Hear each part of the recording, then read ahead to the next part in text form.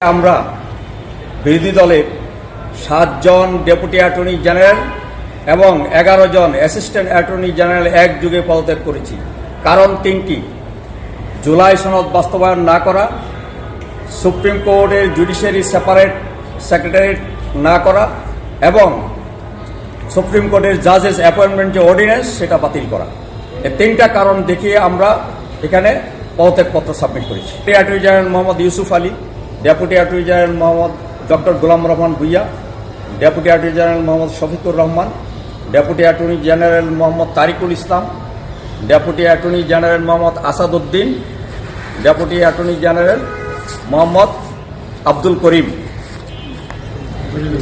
And deputy attorney general Mohammad Farid Uddin Khan. এই 7 জন আমরা পদত্যাগ করেছি। সহকারী অ্যাটর্নি জেনারেল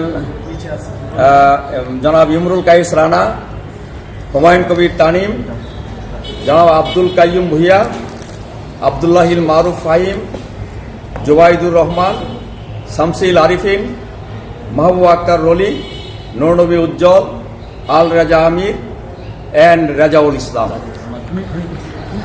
এবং জাকির হোসেন।